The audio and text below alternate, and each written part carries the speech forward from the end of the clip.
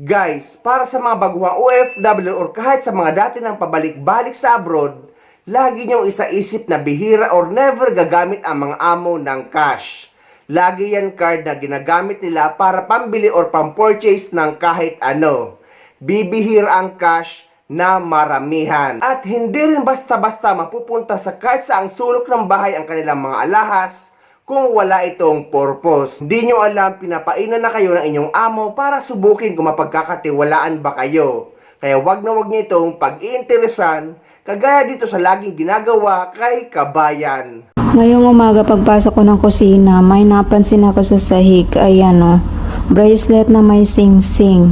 Ewan ko kung pinapainan na naman ba ako ng mga tao na ito, pero napaka-imposible namang mapunta ito sa kusina. Ayun, parang totoong gold siya. Guys, katatapos ko lang maglinis sa second floor kaya bumaba na ako dito sa baba, pero malayo pa lang ako ay natanaw ko na ito, kaya ayan, kinuhanan ko bakit kaya ito nakakalat dito sa floor, sa baba ng mga sabitan ng abayan nila tsaka top ng lalaki. Wala yata ang tiwala ang amo ni kabayan sa kanya kaya paulit-ulit siyang pinapainan. Pero guys, huwag sasama ang loob ninyo dahil karamihan sa amo or mga amo ay ginagawa yan. Ang kailangan nyo lang gawin kapag nakakita kayo ng ganyan ay dapat sabihin nyo agad sa kanila para mas lalo sila magtiwala sa inyo. Hindi kagaya dito sa isang kababayan natin na nasilaw sa pera ng mga amo. Actually, natapik ko na ito pero isasama ko ulit sa video na ito para maging aware ang mga kababayan natin, lalo na ang mga baguhang OFW. Guys, bilang isang OFW na nagtatrabaho sa bahay, ang dapat na pinagkakaingat-ingatan natin ay ang tiwala ng ating employer. Dahil kapag napanatili natin ang tiwala ng ating employer sa atin, ay napakagaan ng pagtatrabaho. Dahil aminin natin na minsan kaya nagbabago ang ugali ng mga employer ay dahil din sa kagagawa ng ibang mga kababayan natin.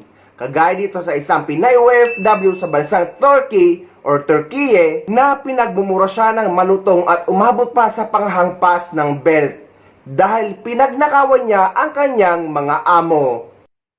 You also steal 8,000? Yes. You're gonna bring all the money back. You don't gonna go out of You're this gonna- your husband, everybody will inform your children, everybody. Today you don't gonna go out of this house.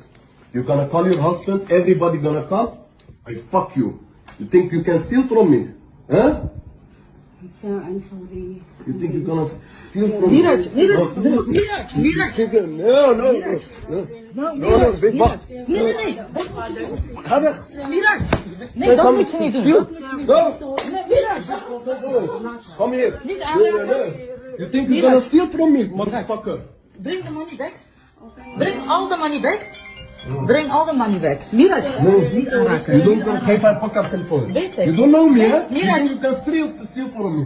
Come here, motherfucker. Madam, I'm really sorry. no, you're not sorry you're because it's not not the sorry. first time. If you were sorry, you didn't do it. Yeah. And the 8,000 that you stole 2 days ago, everything needs to come back. Okay, I'm not madam. stupid. Okay, madam. I Yeah, told you now, before, okay. we are Now, not it's gonna stupid. come now. You got telephone, Yeah. you don't go nowhere. You Miraj. today. Miraj. Here. Not Here. because Zoom, but Here, here. I got it. Today is your gone. Miraj. Here. No, I don't know. Okay, I will back, madam. I will back. Because Yeah, but you cannot go away. I have your Kimdik, eh?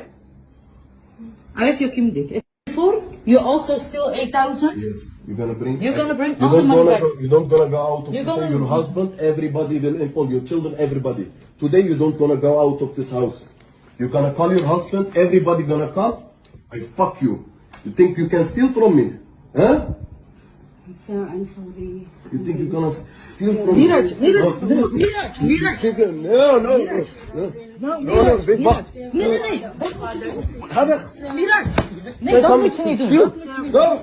Miraj. Come here. Niet aanraken. You think you're gonna steal from me, motherfucker? Bring the money back. Bring all the money back. Bring all the money back. Miraj. Niet You aanraken. don't gonna pay for pick up telephone. Wait a You don't know me, second. huh? Miraj. You think you can steal from me? Come here, motherfucker. Madam, I'm really sorry. No, you're not sorry Yeah, you're because not it's not sorry. the first time. If you were sorry, you didn't do it. Yeah. And the 8,000 that you stole 2 days ago, everything needs to come back. Okay, I'm not madam. stupid. Okay, madam. I Yeah, told you now, before, okay. we Now, are now, not it's gonna stupid. come now. Look at telephone, Yeah. you don't go nowhere. You Yes. today. Yes. Here. Not Yeah. Hazim, but Okay. Here, here. I got it. Today is your done. Miraj. Here. No, I don't know. Okay, I will back, madam. I will back. Because Yeah, but you cannot go away. I have your kimdik, eh? I have your kimdik. Sobrang nakakahiya ang ginawa ni Kabayan. At ang kawawa dito ay ang papalit na Pilipina kung kukuha pa ang mga amo niya ng bago. Dahil magbabago na ang mga ugali nito. Dahil aakalain nila na lahat ng mga Pilipina ay pare-pareho. Kaya guys, kahit anumang hirap ng buhay at kahit gano'n man ang pangailangan sa Pilipinas, wag na wag yung tatangkain na pagnakawan ang mga amo nyo. Dahil posibleng ipakulong pa kayo. Kaya maging paalala ito sa lahat ng mga kababayan nating OFW, lalo na yung mga nagtatrabaho sa bahay or mga household workers.